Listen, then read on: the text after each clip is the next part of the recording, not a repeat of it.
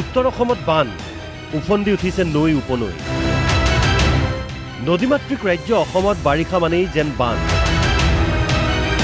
উজনিৰ বান বিভীষিকাৰ পাছত উত্তৰ অসমৰ ঠায়ে ঠায়ে আহিছে বান ভূটান সীমান্তত কেতিয়া বান আহে ঠিক নাই হঠাৎ আহে ওদালগুৰি জিলাৰ ভূটান সীমান্তৰ বাদলাপাৰত শুক্লাই নৈত বান আহিল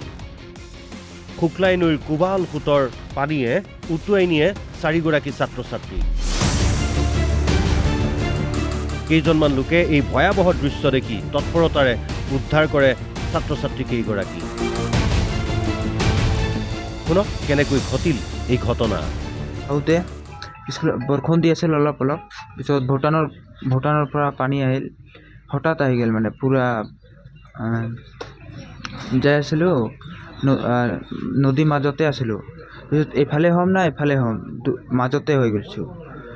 পিছতে মই ভাবিছোঁ যে এইফালে আহিছোঁ পিছত তাতেও সিহঁতেও পৰি আছে ইফালে পৰি আছে মই কাক বচাম পিছত এজনক বচাইছোঁ পিছত আৰু এজন মানুহ আহিল পিছত তাক বচাইছোঁ আমি যেতিয়া আহি আছিলোঁ তেতিয়া অলপ পানী আছিল আমি নদীৰ মাজত থাকি গৈছিলোঁ পিছত বেছিকৈ পানী আহিলে আৰু আমি দুজন ছোৱালী আছিলোঁ পৰি গৈছোঁ পিছে এয়া এজন ল'ৰা আছিল তিনিজন ল'ৰা আছিল এজন সৰু আছিল আৰু দুজন মানে ডাঙৰ আছিল আৰু আমি পৰি গৈছিলোঁ পিছত আমাক বচাইছে বাদলাপাৰাত শুক্লাই নৈৰ ওপৰত দলং নিৰ্মাণৰ দাবী জনাই আহিছে যদিও আজিলৈকে বিটিচি চৰকাৰ ৰাজ্য চৰকাৰে দলং নিৰ্মাণ কৰা নাই এয়া গহপুৰ নগৰত বান গহপুৰত কুকুৰজান ফুলেঙি আৰু ব্ৰহ্মাজান নৈৰ বান পাহাৰীয়া খৰস্ৰোতা যি কুকুৰজান নদীৰ ফলত এতিয়া গহপুৰৰ বৃহৎ অঞ্চল বৰঘুলি ধেনুধৰা মহকুমা সমজিলা আয়ুক্ত কাৰ্যালয় বৃহৎ এক অঞ্চল এতিয়া বানত বুৰ গৈছে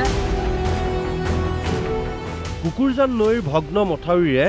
পানী সোমাই বুঢ়াইছে বহু ঠাই চিকিৎসালয় ৰাজহ চক্ৰৰ কাৰ্যালয়ত পানী সোমাইছে ব্ৰহ্মজানৰ মথাউৰি ভাগি খাটৰবাৰী দৰিয়াখাট আদি প্লাবিত কৰিছে ফুলেঙিৰ বাঢ়নি পানীয়ে নবিল অঞ্চল ডুবাইছে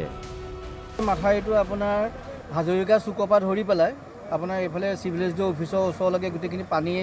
তাণ্ডৱ হয় সেইকাৰণে আমি চৰকাৰক অনুৰোধ কৰিছোঁ অতি সোনকালে যেন তেওঁলোকে মাথাউৰি মেৰামতিৰ কামটো আৰম্ভ কৰি আমাক এই বিপদৰ পৰা ৰক্ষা কৰে এতিয়াতো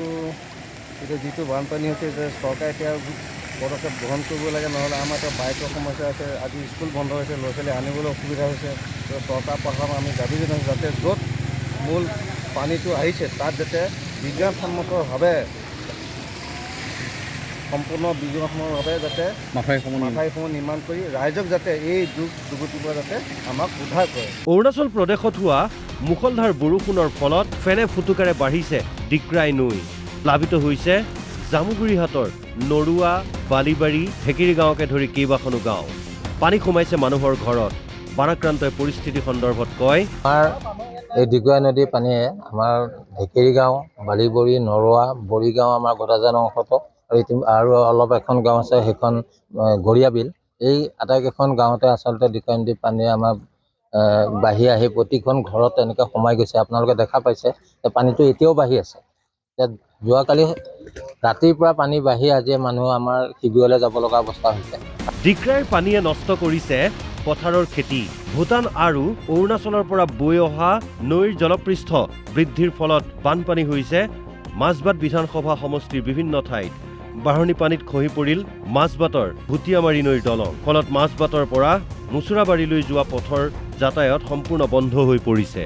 ইফালে পাগলা নৈৰ বানে ভাঙিছে ফুলুৰাবাৰী ডাফলাকটা পথ পাগলা নৈৰ বাঢ়নি পানীৰে বুঢ়াইছে গেলাবিল কাঠলুৰি আদি ঠাইৰ